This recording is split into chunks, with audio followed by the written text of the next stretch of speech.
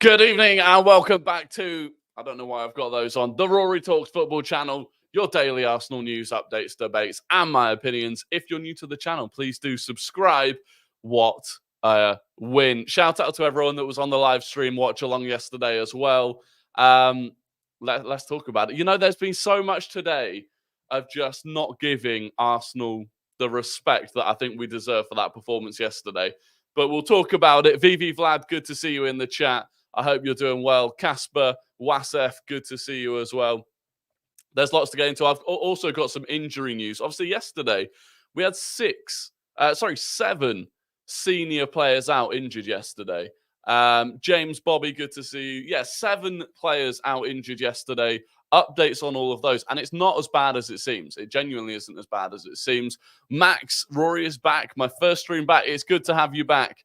We've been back for, I don't know, nearly a week now.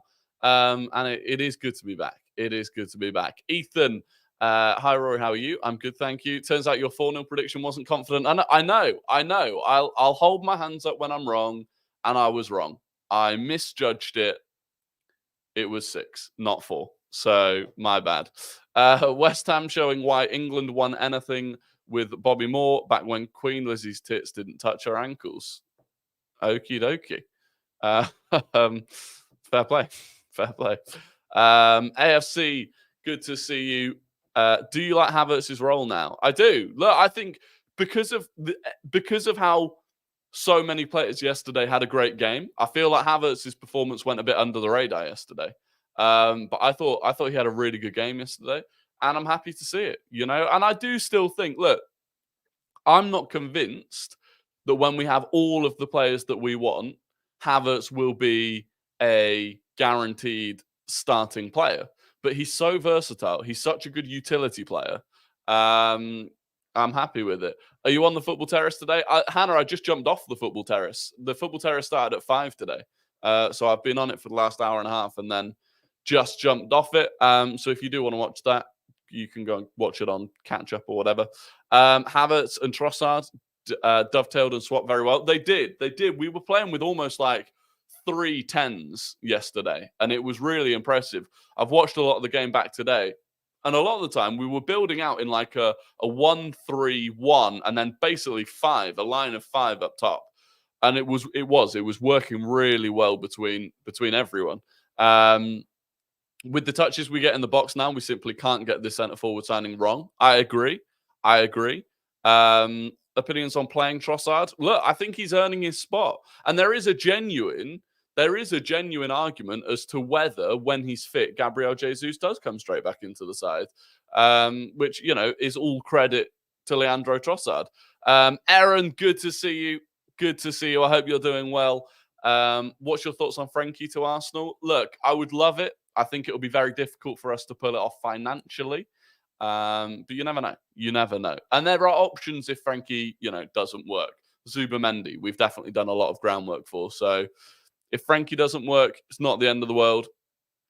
But that's what it is. Let's get quickly into the injury news. We'll get that out of the way first. So 7 players we were missing from the senior squad yesterday. Tomiyasu, Zinchenko, Gabriel Jesus, Thomas Partey, Smith Rowe, Jurriën Timber, and Fabio Vieira, right? Ridiculous. But there are some reports, rumours, we might have all of them back by the end of this month. So some of that news came from Kaya Kainak, who's very good. He said, upon returning from the tournament in Qatar early last week, Tomiyasu was found to be struggling with a small calf issue. The problem is not thought to be serious, though, and there is hope that he could be back in time for the trip to Burnley this weekend, so that would be useful.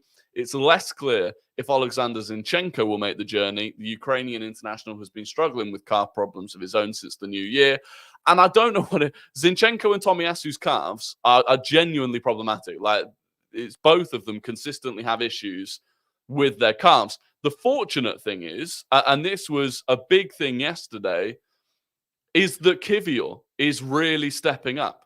Kivior looked really good yesterday, playing in that left-back role. And when you consider Kivior is arguably our 4th choice left-back, I think it's really impressive and shows the level of depth that we have when players are fit if your fourth choice player for that position is as good as Jakub Kiwior was yesterday. So I'm happy with him. And again, I was looking back at the January transfer window we had last year. Trossard, Jorginho, and Kiwior, all of them relatively cheap. All of them really important parts of the squad now, which is really good. Connor, good to see you. I'm well, thank you. Did you see Mo Arsenal's tweet about us having a fully fit squad by the end of the month? Yeah, that was actually what I was referencing that. That was the tweet I'd seen. Tomiyasu cannot stay fit for 5 games on the bounce. It's frustrating. It is. Same with Zinchenko, to be fair. It is frustrating. How did you like the Super Bowl? I barely watched any of it. The first half an hour, I was immensely bored. I don't know how people do it. That slight tweak to invert Ben White worked really well for Kiwior as he looked more comfortable as the left centre-back. Yeah, he did. He did. Bringing Ben White into the middle where, Ben White played as a holding midfielder a fair amount for Leeds earlier on in his career. So he definitely looked more comfortable there. I think, like you said, Kiwior looked far more comfortable staying out in that sort of left centre-back position. So that was a good tactical tweak. Is Smith Rowe going to be back this month? Google said he turned his ankle is a 2-month.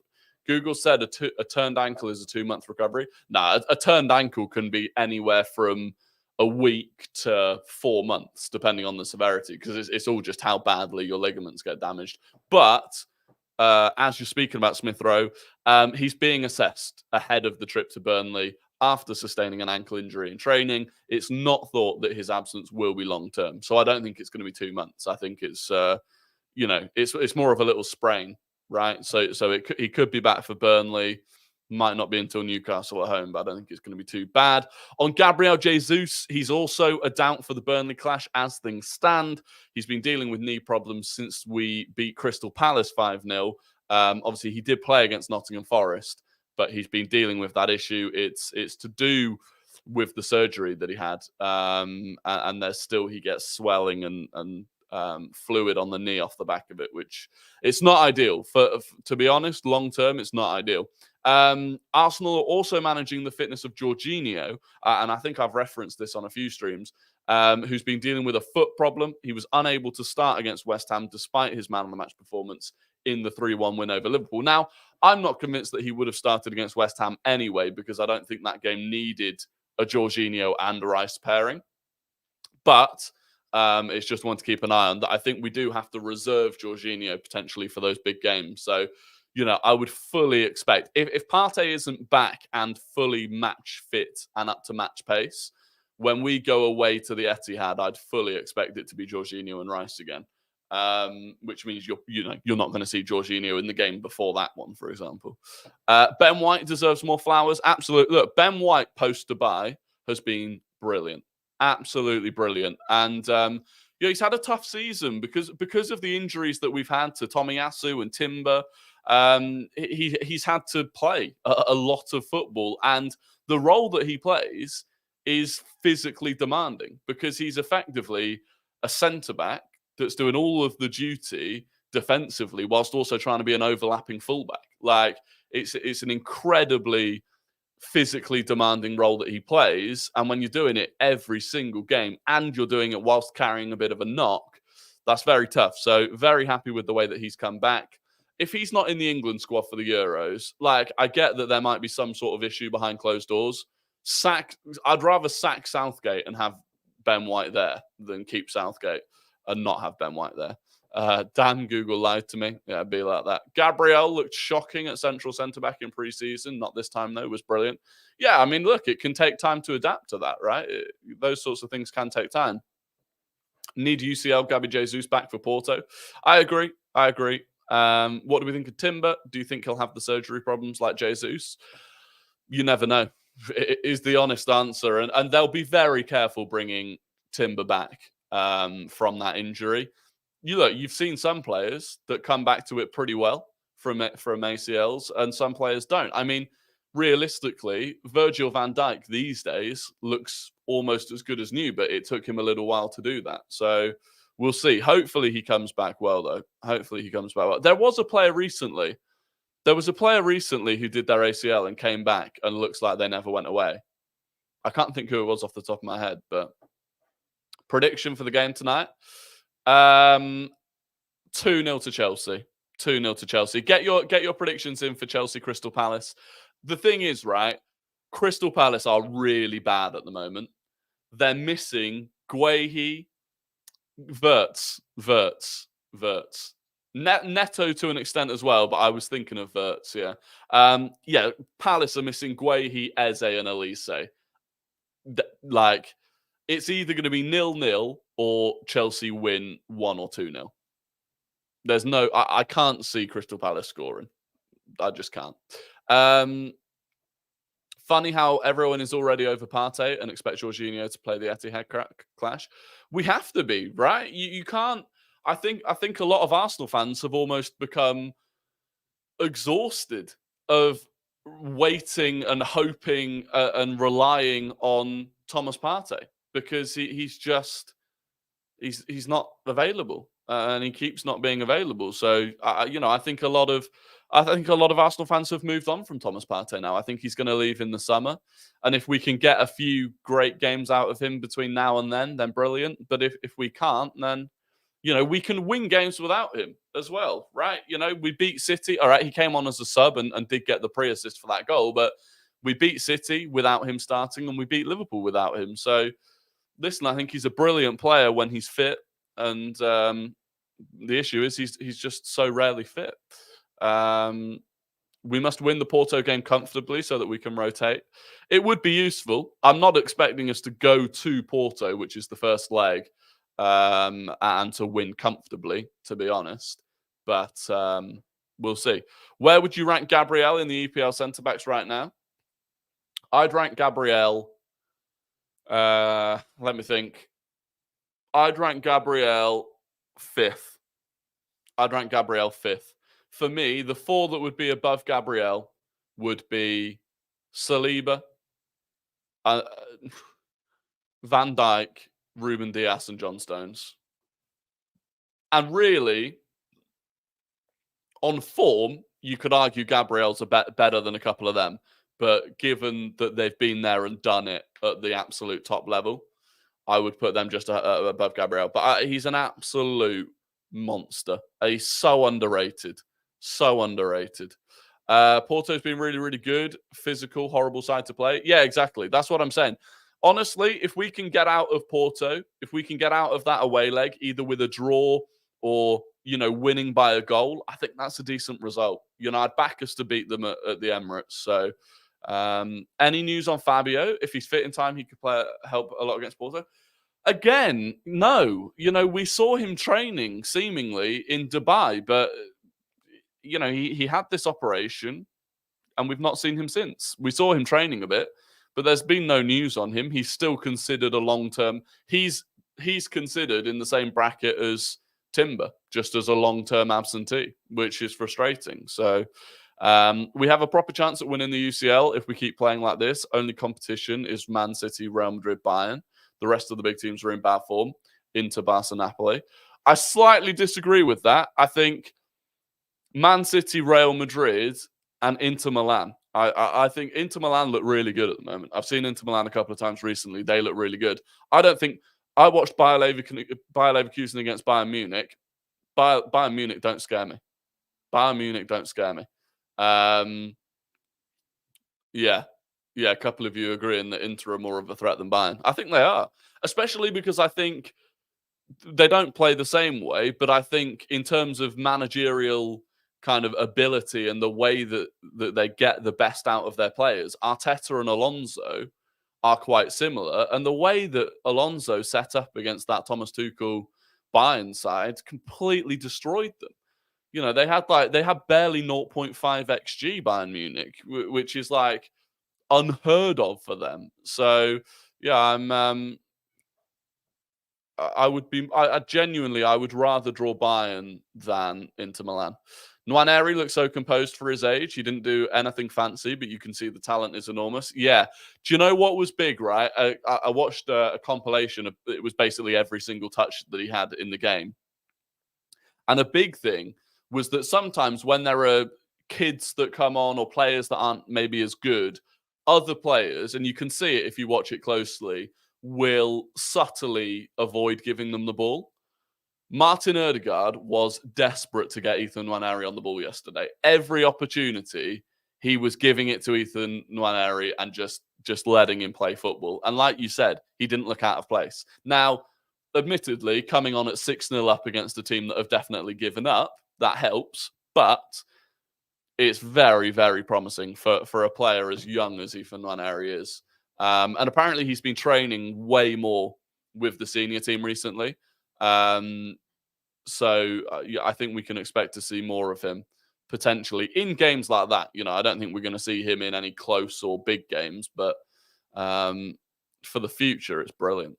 Bayern don't scare me as long as they employ Tuchel. Arteta has Tuchel's number anyway with the proper side this time. Exactly.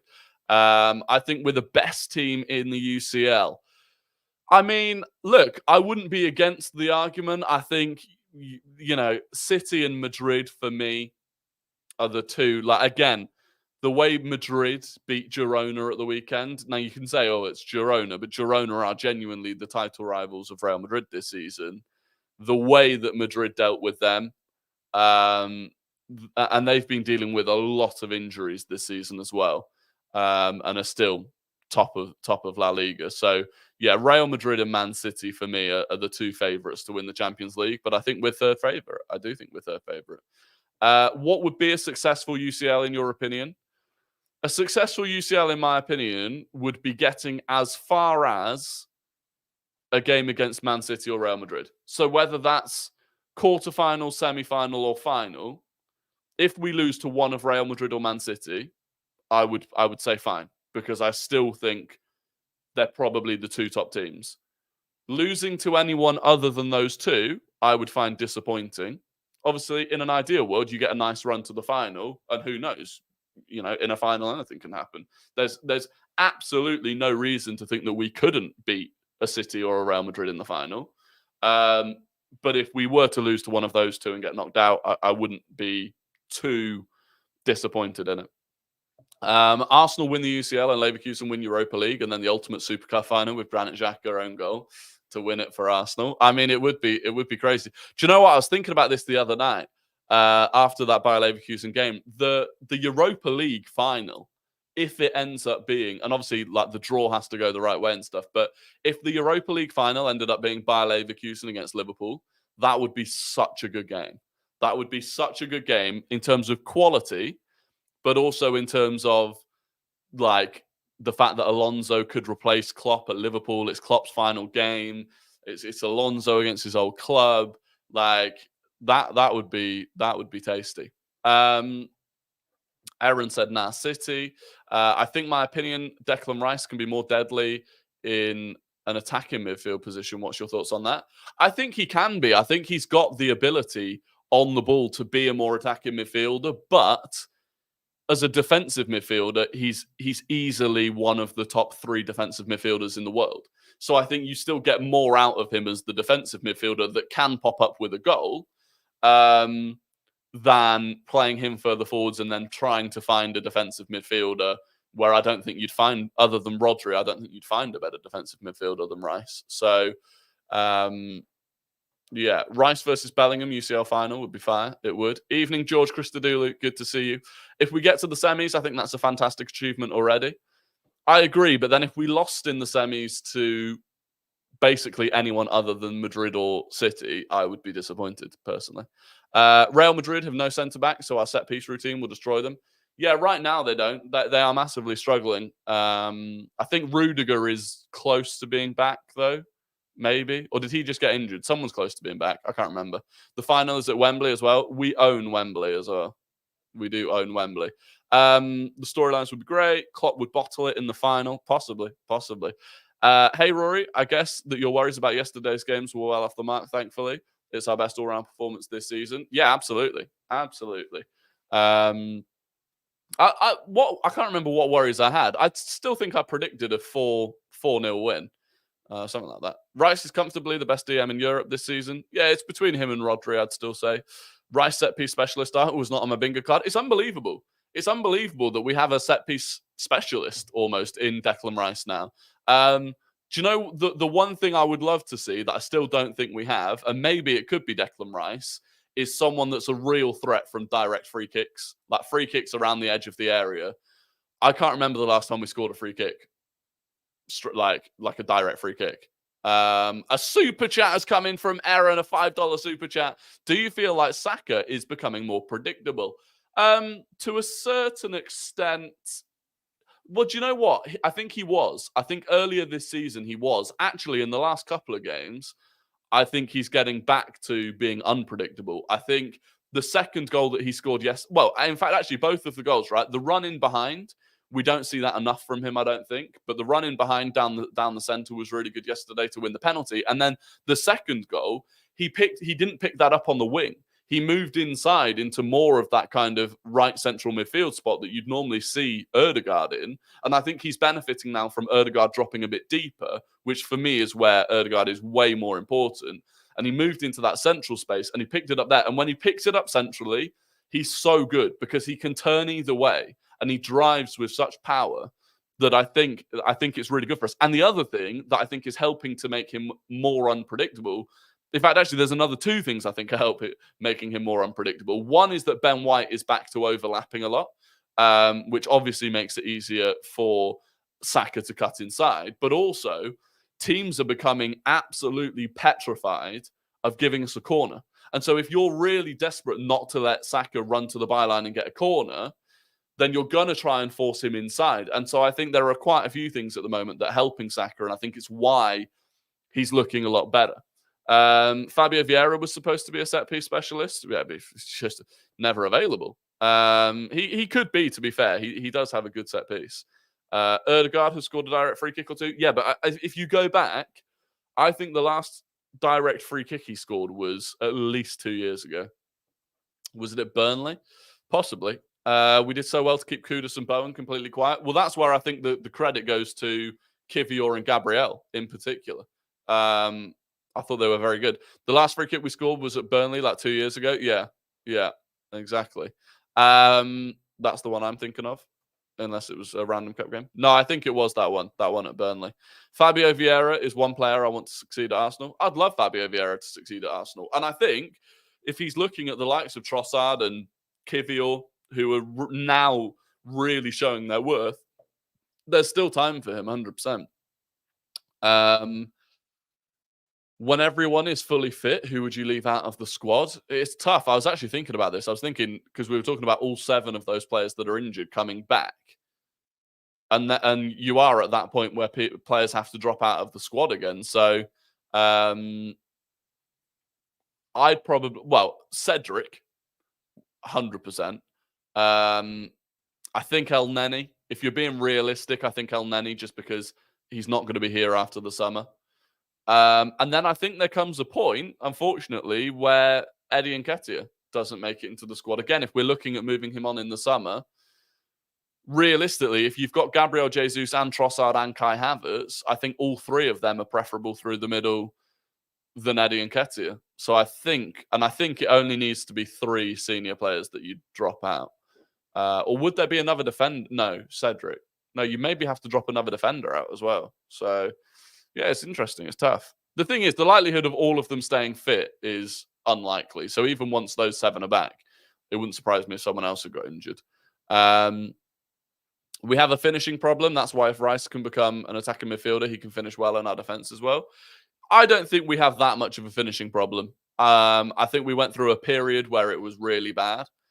But, you look at yesterday, we scored 6 goals. All right, 1 was a penalty and 2 were from corners. But we definitely have other players in the squad that can play attacking midfield and score goals. Yeah, Ødegaard scored 15 goals last season. I still wasn't convinced totally with Kivior yesterday. Thought he improved as the game progressed, but gave the ball away and was out of position a bit much. That's a fair assessment. It's still going to take time, right? He had 45 minutes against Liverpool, and then he had the game yesterday. If Fabio Vieira bulked up a bit, I think he would could have a good set piece. I think he can still whip a ball, even with the size that he is now. He can still whip a ball. I personally would have preferred to have had a look at Balogun rather than keep on to Eddie. Yeah, but we got more money for Balogun. Balogun wanted to leave. We got more money for him. It was a business decision at the end of the day. Notice this season, Arsenal have solved problems they have throughout, such as the not as fluid football, the chance creating, and by the looks of it, the goal scoring is good. Yeah, we are. And the thing is as well, you've got to remember, Arteta is learning. Arteta is developing. The squad is developing. Aaron with another $5 super chat. What positions do you think we will go for in the summer? Aaron, thank you very much. You are an absolute hero of this stream, and I do appreciate you. I would go first for the striker. You have to go for the striker first, in my opinion. Whoever the club decide is the right option for that. Do you know what? I'm at the point where I genuinely don't worry about who the club want to sign. Like, I've been proved wrong so many times on our signings.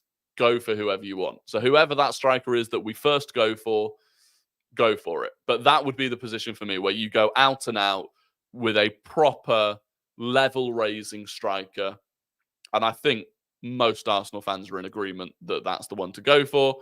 Then it's the left eight for me, the midfielder, where we've had Jorginho in those big games with Partey presumably leaving.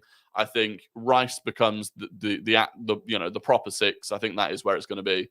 And then you find that eight, whether that is Frankie de Jong or Zubamendi or another player, who knows? Douglas Luiz, maybe. I don't think we can afford him, but that would be the next one. And then it would probably be a winger, a versatile winger. A Pedro Neto, someone that can play off both sides, really, so that you've got a bit of Martinelli and Saka backup cover, whatever you want to call it. So I think they would be the three that I'd go for, and then maybe another defender. But I think defensively, unless we sell someone like Kivior and bring in a Hato, I don't think that's as high a priority. A new $20 super chat. Thank you very much. He says, love the content. Keep up the great work. And come on, you Gunners. Thank you very much for that. I am very, very grateful. And thank you for the kind words as well. Absolutely unbelievable. But it's always something, though, that's been leveled at us that we don't score from set pieces. Do you know what it is, right? If other teams score loads of their goals from set pieces, it's amazing. But now Arsenal are doing it. People start talking about, well, how many goals are you scoring from open play? Which, it's crazy that we almost got Douglas Luiz for 30 mil. I know. When you think about actually the fact that was only, 18 months ago, right? It was the summer before last summer that we were in for Douglas Luiz. And it sounded at the time as well like basically Villa wanted about 30 million and we were limiting ourselves at 25. Like, it really was. We were a few million away from Douglas Luiz. Now, obviously, you never know. We couldn't have predicted that he was going to go on and become worth probably 60 or 70 million within 18 months. But it is one of those that you look back on and you think that's probably one that got away. And I think that summer we spent the most, again, FFP was a problem because we'd already spent a fair amount of money that summer. But it is crazy to think where we'd be at this point if we'd already got Douglas Luiz. Whether or not we can get him going back in for him, I don't know. Feels like De Jong has to go for like 80 million. Yeah, I think it's an interesting one with De Jong. It depends how much he pushes to leave. Like, it felt like he was going to leave last summer anyway. He didn't. And then obviously now he wants to leave again. The wages are massive. It's a tricky one. George Christodoulou before said without the penalty, Saka would have scored anyway. Yeah, exactly. So that's an example of a set piece goal because it's a penalty, but in reality, like, it would have been an open play goal. And that's where sometimes I swear people just don't watch games. It's like against Liverpool, right? Ødegaard theoretically should have had an assist for the first goal, in the sense that Havertz should have just buried the initial chance, and that should have been a brilliant assist for Ødegaard. But because it ends up being saved and then Saka scores it, it's a Havertz assist. And it's like, sometimes people just need to watch games rather than just using the raw stats. Did you watch the Super Bowl last night? I hate it, but everyone loves it. No, I'm in your boat, George. I tried watching it for about half an hour. I was so bored. I think it was a particularly bad first half hour, but Yeah, not for me. Not for me. Thoughts on Aston Villa's recent form? Do you think it's a small dip or they will fall away from the top four? They'll fall away from the top four a little bit. It's Unai Emery post Christmas. Like Unai Emery, January to May. If you look historically, not brilliant. It turns out Kamara, who went off injured yesterday, has done his ACL, so he's out for the rest of the season. They're going back. They're heading back now into European football again, and the way that they play, it's very intense. It's very intense, and that's difficult to sustain. Even we found it last season. It's very difficult to sustain for a full season. How do you feel about Zubimendi? Not sure if he's been discussed already or not. We're not really discussed him today. I mean, look, for me, Zubimendi, and again, I haven't seen enough of him to make a huge judgment. I remember last summer, I watched a fair amount of compilations and stuff of him, and I was impressed. Very impressed. I think he is the sort of player that we need. I think in terms of his ability on the ball, for me, he's... it's like what we've seen from Jorginho playing alongside Rice. I think that's similar to what we'd expect to see from Zubimendi, only I think he's a bit more of a goal threat and he's got more physical ability, right? I do think Jorginho's lack of pace is an issue. Now, Zubimendi's by no means rapid, but he's certainly faster than Jorginho. So I'd be very happy. I'd be very happy for us to go out and sign Zubimendi. I think it would be a big improvement. The Super Bowl did have a very bad first half, but the second half was crazy. Yeah, fair. I mean, the thing is, the second half was at like 3 o'clock in the morning or whatever it was. So I was asleep. They'll fall away considering ACL galore happening over there. Yeah, it's an issue, isn't it? Kamara injury looked horrible. Yeah, it didn't look good. And it's an ACL. So Roy did up Jorginho. Yeah, pretty much. How long are you streaming for tonight? Not a huge amount longer. Obviously, we've got Guest Laguna coming up in a little bit. And then I'll probably jump off just because I was on the football terrace for an hour and a half before this. So my voice is beginning to feel a little bit strained. Imagine Prime Sanchez and Saka in the same team. Yeah, I mean, you can do that a lot, right? Like, yeah, imagine Prime Sanchez. Imagine Prime Sanchez, Prime Van Persie, as much as he's a snake. And Prime Saka. Like, when we talk about needing a striker that can score goals, imagine Prime RVP in there. Anyway, we'll get into it now. It is time for Guess the Guna, the game where I give you an ex or current Arsenal player. I give 5 clues, and the first person to get it correct in the chat is an absolute legend, a GOAT, a top Guna, and gets the immense respect of the Rory Talks Football community. So, let me just get it up. So, today's player, clue number 1. They were born in Imbituba, Brazil. They were born in Imbituba, Brazil. Clue number 2, they are 32 years old. They're 32 years old. Clue number 3, they have 171 Premier League appearances. So born in Imbituba, Brazil, 32 years old, 171 Premier League appearances. Clue number 4, they won the Europa League, the UEFA Super Cup, the Champions League, the Club World Cup, and the Euros between 2019 and 2022. They won the Europa League, the UEFA Super Cup, the Champions League, the Club World Cup, and the Euros between 2019 and 2022. And clue number 5, they were 3rd in the 2021 Ballon d'Or. And plenty of you did get it. The first person to get it, it was not Martinelli. See, this was a sneaky one. I thought I'd send you off. I thought I'd send you on a decoy by giving you the place that he was born. So it wasn't Martinelli. It wasn't Jesus, not Gilberto. By the way, Gilberto, I have some exciting news to talk about regarding Gilberto Silva. I can't announce it yet, but stay tuned for that one. Not Willian, and it was VV Vlad. It was VV Vlad who got it first. It was Jorginho. Threw you off the scent with the Brazil. Devin was 2nd. George Christodoulou was 3rd. Ethan Udall was 4th. And Anu was 5th. So there you go. There you go. Cedar Tree. It's guess the Gooner. There's a clue. They've got to have played for Arsenal. They've got to have played for Arsenal. He's coming on the stream. Not well. Who's to say? Who's to say? I'll look. I've put that out there and I'll leave it with you. But there's some cool things. There's some cool things that could be happening, which I'm very, very excited about.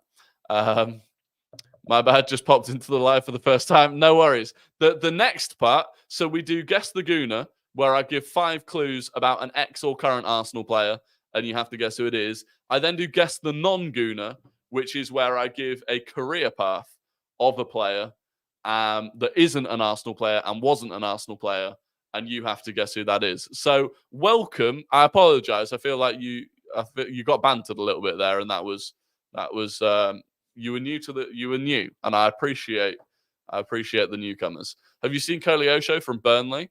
I would sign him in the summer. I don't think he's good enough for us. Not to say that he couldn't be at some point. His pace is unbelievable. I saw him at the Emirates this season. I don't think I've seen a player with that pace since Theo Walcott. Unbelievable. Anyway, time for Guess the Non-Gooner. This player started their career at the Real Madrid Youth Academy. They started at the Real Madrid Youth Academy. They went to Valencia. They went to Chelsea. They went to Manchester United. They went to Galatasaray. And they went to Vissel Kobe. Real Madrid Academy, Valencia, Chelsea, Manchester United, Galatasaray, Vissel Kobe. And straight in there, he's done the double. He's done the double. VV Vlad. He's done it. He's done the double. It is indeed Juan Mata. Congratulations to VV Vlad on the double. George Christodoulou was second. M. Boss, I'll give it to you because I'm pretty sure you meant Mata in third. Devin was fourth. And Brendan Kennelly was fifth. So there you go. Congratulations to today's winners. Very, very good. Well done. VV Vlad, listen, if you've been in the streams for a while, you'll know that VV Vlad is, if this was an episode of The Chase, VV Vlad would be a chaser. The dirty double is back. It is back. And it's not the first time VV Vlad's done a dirty double either. It is not the first. And that's not an innuendo. He genuinely has done the Guess the Gooner dirty double before. Listen, we've got about 5 minutes left. So if you want to get any questions into the chat, I've pretty much exhausted everything that I had to say today. VV Vlad is inevitable. He is inevitable. But yeah, look, I'm looking forward to the Chelsea game, actually. I think it will be only because either Chelsea win, which is completely expected, or they don't, which is hilarious. VV Vlad needs a nerf. Yeah, we need to give... I don't know how I could nerf him, really, unless I put him on, 600 ping. But I don't even know how I could do that. Predictions? My prediction is either 1 or 2-0 to Chelsea. My prediction's 1 or 2-0 to Chelsea. The career paths are easy, as they always have one transfer that can crack it. Normally, I have done some in the past that can be difficult. How are you finding your new flat? Yeah, I'm loving it. I'm loving it. I can't lie. Just A, having my own space is nice. B, the place that we lived before, you probably, maybe you could hear it from the traffic sometimes, but literally, so we lived on the ground floor flat in central London on a road that was 3 lanes heading out of London. And so literally right behind where my monitor was, and bear in mind that was our bedroom as well, right behind our monitor was the road. And it was just I don't think I realized just how exhausting it was, mentally, just having the constant sound of that traffic. And it was also right before a junction, which meant even at 3, 4, 5 o'clock in the morning, any emergency vehicle would have to turn on its loud sirens before it got to the junction. So it was just, I didn't realize what good sleep was until we moved here, which is insanely quieter. So yeah, I'm happy, and also I'm just happy to be back doing this. To be honest, Aaron with another $5 super chat, unbelievable. Thank you so much, Aaron. Who would be your first choice striker? It's the question. It is the question at the moment. It's Osimhen, and for me, Osimhen didn't have a brilliant AFCON, but I've always said I never judge players on international tournaments. I will never hype up a player after an international tournament. I will never want us to go and buy a player for an inflated amount after an international tournament. And for the same way, I'm not going to judge Osimhen badly for what was quite a bad tournament. I think the way that Nigeria play, basically with no midfield, didn't help him. And I think he's the best option. I think he's the proper ceiling raiser. If you don't get him, then I think you go for Ivan Toney. But for me, like you said, yeah, it would cost, but we have to go big. We do have to go big. Like, this is the next striker that we sign is our Haaland, right? And when the reality is we're probably not going to sign someone as good as Haaland, but that they have to be our Haaland. My only worry is Osimhen's injury record. Let me have a look at what Osimhen's injury record is, because I've seen a few people say that today actually, so it's probably got some merit. I know he always seems to be wearing a face mask. I don't know if that's just the way he rolls now, or if it is because he's just had more injuries. Oh yeah, he does have a bad injury history actually. So at Wolfsburg, bloody hell, there's two pages of injuries. That's never a good sign. Okay, so he had a bad meniscus injury in 2017 that ruled him out for half a year. He's then had a lot of injuries. Calf problems, that was 14 days. A shoulder injury, 35 days. A shoulder injury again, 79 days. A shoulder injury again, 62 days. Coronavirus, fine, don't care. Head injury, 11 days. Calf strain, 7 days. Broken cheekbone, 15 days. Coronavirus again, don't care. Muscular problems, 2 days. Hamstring for a month. Adductor injury for 2 weeks. Muscle fatigue for a week. Hamstring injury for 42 days. Yeah, there are quite a few of them. That's quite a long. So he wears the mask for a broken. Is that for the broken cheekbone that he got in 2021? Has he just always worn a mask since? Looks raw in the mask. I like the mask. Yeah, I like the mask. He had some face injury a few years ago and kept the mask. It looks cool. Yeah, okay, cool, nice. His injury record's horrible. To be fair, looking at that, I actually think it looks worse than it is, right? Because he clearly had a shoulder injury, which hasn't bothered him for the last 3 years.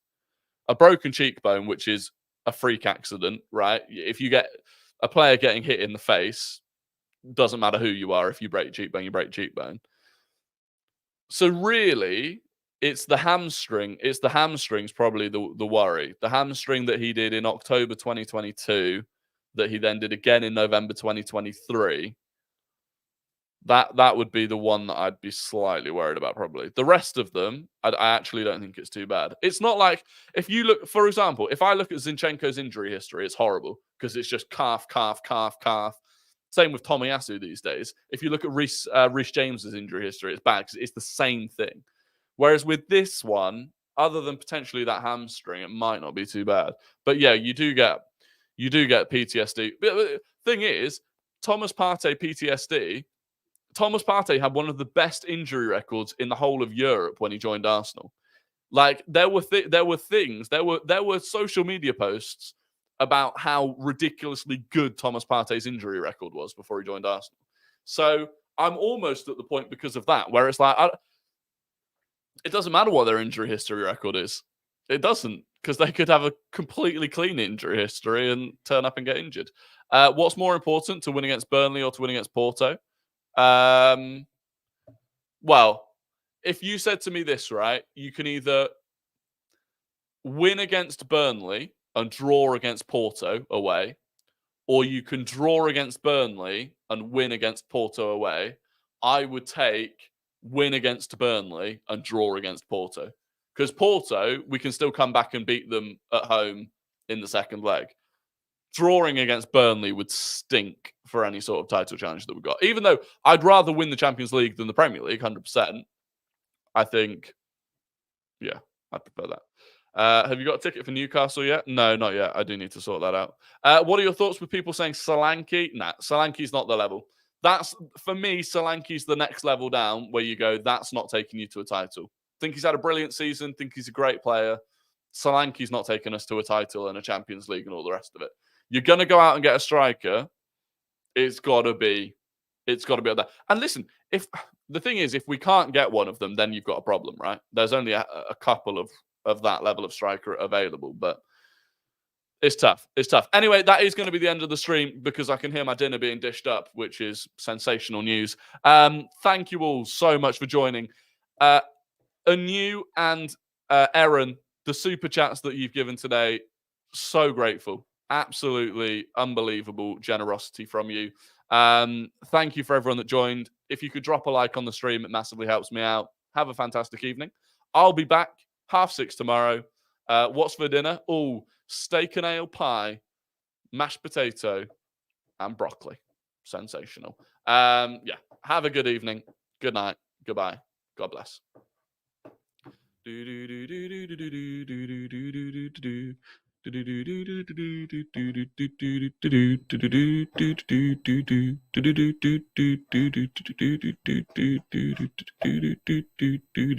the stream ended yet? Because it just isn't ending.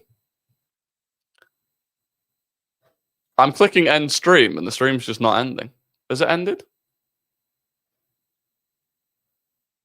Is it still? I'm spamming end stream and it's just not ending. And now it's just, we're all just awkwardly sat here. I might just have to hard shut down my PC. Okay, well, StreamYard is just... Right, I'm going to try this. Goodbye. God bless.